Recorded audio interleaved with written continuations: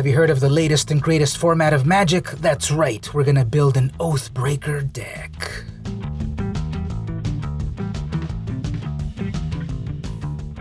Hey everyone, it's VM Campos, Magic fan, Oathbreaker fan.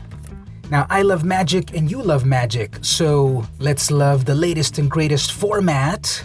That's right, Oathbreaker is here, which is like Commander, but with a few changes. And I'm going to show you in this video how to build an Oathbreaker deck from any pre-constructed 60-card bundle. Let's get started. So first of all, what is Oathbreaker? Well, it's just like Commander in that it is a singleton format, so your whole deck is comprised of one version of every card, but the big difference is that it's 60 cards instead of 100 cards. So it's more of a streamlined format. Second, your deck is helmed by a Planeswalker. Not a legendary creature, but a Planeswalker. Therefore, the deck must be in the color identity of your Planeswalker commander. In my case here, I'm going to use Ajani, the Great-Hearted, who is in Selesnya colors. So my whole deck's got to be green and white cards, or colorless cards like Artifacts and Eldrazi, I guess. And Oathbreaker has a signature spell. So you start with 2 cards in the command zone. One is your Planeswalker, and the other is any instant or sorcery. And you can cast them from your command zone. And if they die or leave the battlefield, you can then recast them again from the command zone with attacks of 2 more mana. Also, you start off with 20 life instead of 40, so this is more of a fast-paced game, in theory, and I think it's a great starting point to get into Magic for new players. For those of you that don't have a huge collection to build a 100-card deck, you can go with 60 cards. So I'm going to build a Selesnya Colors deck, and I'm going to start off with the Selesnya Guild Kit pre-constructed deck that was released a few years ago during the last Ravnica block. So I'm going to open this up, turn it into a singleton deck, and then fill out the missing pieces to make a really cool Oathbreaker deck. So I'm going to use the Selesnya Guild Kit, which debuted in 2018 for the whole Guilds of Ravnica Allegiance War of the Spark set as my starting point, because it comes with 60 cards. Plus some other goodies like dice and a box and a cool little emblem, Go Selesnya. You get an amazing foil face card, that'll be part of the deck, and some amazing lands. Observe. There's the deck box. Got a cool Selesnya sticker to put on my Prius. Little booklet of lore, I guess, and graphics and stuff. Oh, here's the full deck list, that's cool. Take a screenshot of that right there to see what the deck is like before changes. And some fun Selesnya lore. Got a 20-sided die to keep track of my life total. And this enamel pin, cool. The face card was the legendary Dryad Trostani, Selesnya's Voice, 2/5. Whenever another creature enters the battlefield under your control, you gain life equal to the creature's toughness, pay some mana, and then populate, which creates copies of your tokens. So the deck originally focused on making a bunch of token creatures. That's what the focus of my Oathbreaker deck will be, to make a little army of token creatures and then trample upon my opponent. I'm going to take a moment to just separate everything into piles of cards, and then we'll see about breaking it down into the Oathbreaker deck.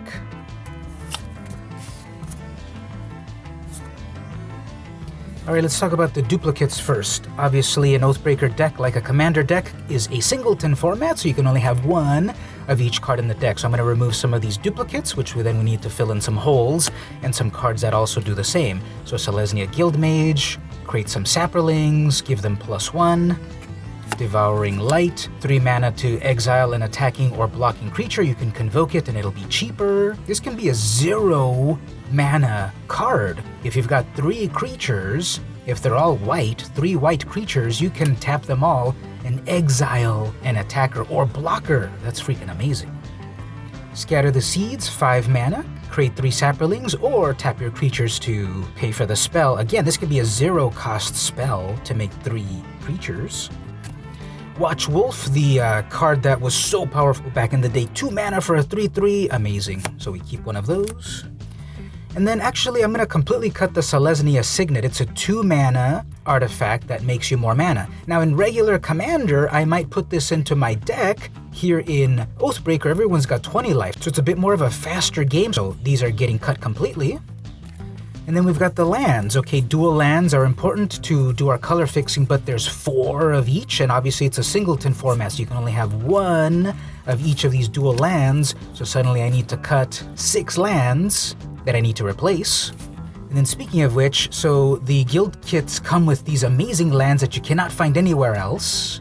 There's 8 forests and then 8 plains.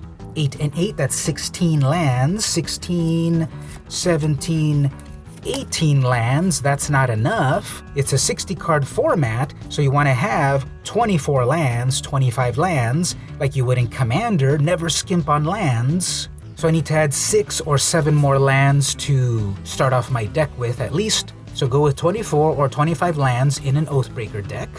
You'll thank me. Alright, so I'm going to add some cool full art Innistrad, return to Innistrad cards, the black and white Albrecht Dürer style, 3 plains, 3 forests. That gives me 24 lands in total, plus the 1 rare land that also came with the guild kit, Grove of the Guardian. Tap it to add colorless, but then pay 5 to create an 8/8 elemental with vigilance. So in the later game, you can make a big ol' 8/8 creature. So 25 lands in total, 1 special land is my mana base for this Oathbreaker deck. So after cutting out the duplicates, I'm left with 29 cards in total. I need to get up to 33 cards, and then 2 more, the Planeswalker Commander and then the signature spell. Now this original deck was all about creating creatures, creating tokens, and then alpha striking your opponent with overwhelming numbers. So let me break down the deck into the things it wants to do. Summon creatures, create tokens, and power them up. So we got some creatures that are just creatures. We've got a 3/3 for 2 mana, a 2/2 with vigilance for 2 mana, a big ol' 5/5 with trample for 7 mana or convoke it. Then we've got creatures that do a little bit extra. This one gains you some life. This one gains you life, and then lets you regenerate another creature. Now regeneration is rare, they don't do this anymore. It sort of gives a creature indestructible, kind of, not really. There's this interesting creature that comes in and also +1s all your creatures if they helped cast it. We've got some creatures that actually make more tokens. For example, this one when it dies, this one with the very offensive artwork, when it comes to the battlefield, it also makes a copy of itself. This one you pay a bunch of mana and you can make more tokens, make them stronger later on. And on this one, you can make more tokens based on other creatures. We've got various spells that make tokens. This one makes Saprolings, Convoke it. This one makes a Centaur. This one makes a 5/5 with Trample. We've got a couple of spells that pump up your squad. I'm probably going to remove these. Yeah, the Gather Courage. It just gives 1 creature +2. Convoke it. That's not too great. Actually, I'm going to cut that one right now. This Charm gives you 3 modes, so I'm going to keep it. These different modes can come into great effect at the right time. Camaraderie is cool. Gain life, draw cards based on your creatures and give them all +1. This is a game finisher right here. Once you've got a big board state, gain a bunch of life, draw a bunch of cards, do a bunch of damage. If you've got a lot of creatures, a lot of tokens on the battlefield, you want this one out there. Where you populate, you create a copy of a token that you've got during every one of your turns. Cool. Trostani, the face of this deck, gains you life every time you bring a creature onto the battlefield, whether you summon it or create it through a spell, and then later on you can pay mana to populate to make more copies of your token creatures.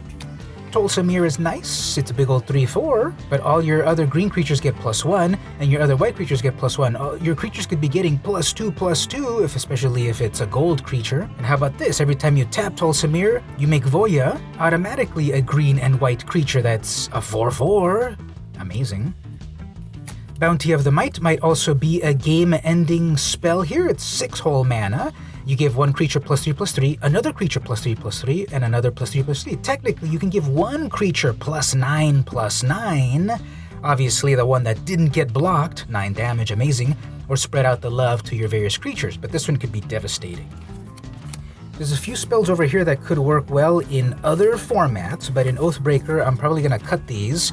Alright, Privileged Position. Other permanents you control have hexproof, so nothing is targetable. Again, in the long game of Commander, I would keep this card, but in the shorter game of Oathbreaker, this is way too much mana for such a fast format, so I'm going to cut this one. I'm going to cut this one for the artist. Just kidding. I'm going to cut it because it doesn't really work too well in the faster-paced format of Oathbreaker. This one's interesting. It's very overcosted. Again, it's too slow for Oathbreaker. 6 whole mana, it's an enchantment. You remove the creature, you remove the threat. So I'm cutting this from the deck. This one is cool as a defensive spell, but again, this is more of a fast-paced game, so paying 4 mana to then tap down your opponents isn't really the way I want to go with the game plan of this deck. So you know what, I'm going to make the call. I'm cutting this card. And then we've got a set of removal cards. So Conclave Tribunal, exile anything, convoke it for cheaper, remove an attacker or blocker that's coming at you, destroy an artifact or enchantment, then populate. And lastly, this is fascinating, destroy all non-token creatures. This is an amazing board wipe that again could be very low costed. Normally it's 7 mana, but based on your own tokens, you can wipe a board and keep your tokens and really stomp the competition.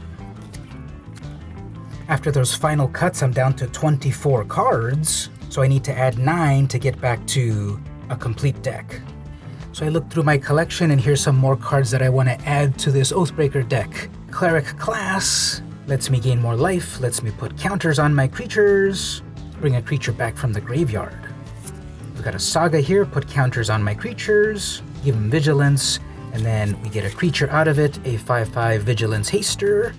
Another Saga here, Scry, gain some life, and then we get a creature with First Strike.